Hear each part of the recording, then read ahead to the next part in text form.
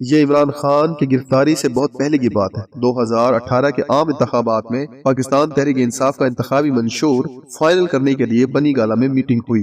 ملک کے نظام پر کپتان نے بار بار ایک ہی تبصرہ کیا۔ تکرار کی حد تک ان کا اصرار تھا کہ یہ انتخابی نعرہ ہرگز نہیں بلکہ اشروں سے پاکستان میں رائج ظالمانہ ایلیٹ کیپچر کا ایسا مکروہ چہرہ ہے جس پر عام آدمی کو ایجوکیٹ کرنا پڑے گا تاکہ ناانصافیوں کے اس نظام کو بے نقاب کر کے انتخابی مہم سے آگے بڑھ کر قومی ایجنڈا بنایا جا سکے۔ طویل نشست کے بعد اس کے فائنل صورت یہ سامنے آئی، دو نہیں ایک پاکستان، دو نہیں ایک انصاف۔ اس ہفتے آپ نے دو مقدمات چلتے ہوئے دیکھے ہیں، ایک ملک کی سب سے بڑی عدالت سپریم کورٹ آف پاکستان میں اور دوسرا اڈیالہ جیل کی اونچی دیواروں کے پیچھے چلایا گیا مقدمہ۔ ان دونوں کیسز کا تقابلی جائزہ لینا بنتا ہے، مگر اس سے بھی پہلے نئے چیف جسٹس قاضی فائز عیسیٰ صاحب کی طرف سے اٹھائے گئے وطن عزیز کی جوڈیشل پالیسی کے بارے میں دو نکات دیکھنا ضروری ہوں گے۔ پہلے نمبر پر لارجر پبلک انٹرسٹ کے صف میں آنے والے مقدمات کے حوالے سے چیف جسٹس صاحب کی زبانی ہدایت ہے، جس کو جوڈیشل زبان میں اوبیٹا ڈکٹا کہتے ہیں۔ اس کے مطابق چیف جسٹس قاضی فائز عیسیٰ صاحب نے مقدمات میں وکیلوں کی بحث سننے کے بعد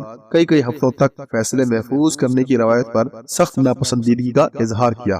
دوسرا یہ کہ انہوں نے مفاد عامہ کے دو بڑے مقدمات کی براہ راست ٹی وی اسکرینوں پر کوریج کرنے کے احکامات جاری کیے۔ چیف جسٹس پاکستان سے پہلے چیف جسٹس اسلام آباد ہائی کورٹ کی حیثیت سے اطہر من اللہ صاحب پاکستان کی تاریخ میں لائیو کوریج یا مقدمے کی سماعت کو براہ راست میڈیا پر نشر کرنے کی روایت کے بانی ہیں۔ ان دونوں روایات کے پیچھے عدالتی انصاف کا عالمی اصول ہے، جسے کہتے ہیں انصاف صرف کر دینا کافی نہیں بلکہ انصاف ہوتا ہوا بھی دکھائی دینا چاہیے۔ ان حالات میں پاکستان میں عام آدمی اور جمہوریت پسندوں کی طرف سے یہ مطالبہ عین قرین انصاف ہے کہ سابق وزیر اعظم عمران خان کے خلاف سائفر مقدمے کا ٹرائل براہ راست کور کرنے کے لیے لوکل اور گلوبل میڈیا کو موقع دیا جائے۔ ہم ذرا پیچھے دیکھیں تو چند اشرے پہلے امریکہ سٹار فٹ بالر مسٹر او جے سمپسن، جن پر اپنی گرل فرینڈ کو قتل کرنے کا الزام تھا، کا مقدمہ ساری دنیا میں لائیو دکھایا گیا۔ امریکہ کے سابق صدر اور 2024 کے لیے مضبوط ترین صدارتی امیدوار ڈونلڈ ٹرمپ کے مقدمے بھی لائیو ہی دکھائے جا رہے ہیں۔ اگر عمران خان کا مقدمہ لائیو دکھایا گیا تو اس سے ملک میں نظام انصاف پر عوام کا اعتماد واپس لوٹنے کا امکان ہے۔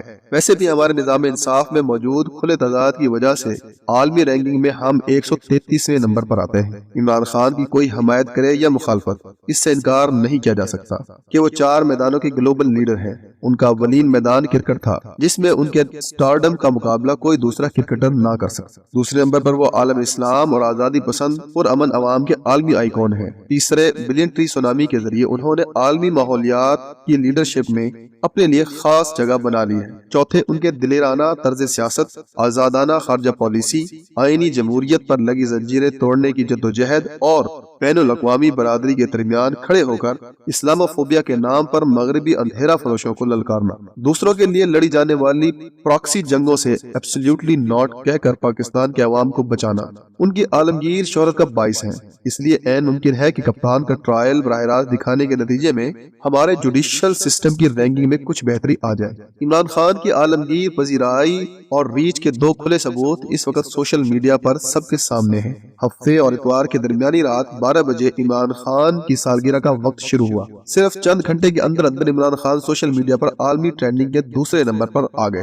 پاکستان میں اغوا برائے بیان کیے جانے والے واقعے رپورٹنگ پاکستان کے اندر بھی عمران خان کی سالگرہ مبارک والے ٹرینڈ کو مات نہ کر سکی۔ زمینی حقائق زمینی جبروت سے بہت زیادہ طاقتور ہوتے ہیں، یہ حقیقت عمران خان کی پہلے ٹک ٹاک نے بھی ثابت کر دی تھی۔ ہر ضمنی الیکشن بھی یہی حقیقت ثابت کرتا آیا ہے۔ اب چلتے ہیں دوسرے کھلے تضاد کی جانب، جس کے مطابق پاکستان کی ریاست و سیاست میں بھی دو نظام چلتے ہوئے صاف دکھائی دے رہے ہیں۔ پہلا نظام وہ ہے جسے شہید بی بی نے ضیاء کی باقیات کا نام دیا تھا۔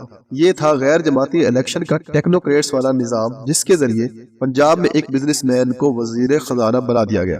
ایلیٹ کیپچر کو یہ شخص اس قدر پسند آیا کہ تھوڑے عرصے میں اسے وزیر اعلیٰ پنجاب اور پھر طاقت کا بوسٹر لگا کر وزارت عظمیٰ کی سیڑھی پر چڑھا دیا گیا۔ یہیں سے وہ داستان شروع ہوتی ہے جسے ایک مرحوم اردو صحافی نے جب پاکستان لٹ رہا تھا کا ٹائٹل دیا، پھر اسے کرپٹ ثابت کر کے گھر بھجوا دیا گیا۔ تھوڑے عرصے بعد کرپشن کے دار اقدار تو اچھے ہوتے ہیں والا فارمولہ حرکت میں آیا اور دوسری بار اسے chief executive of Islamic republic بنا دیا گیا۔ کھلے تضاد کی بھرمار نے ان کی دولت کئی برادروں تک پھیلا دی۔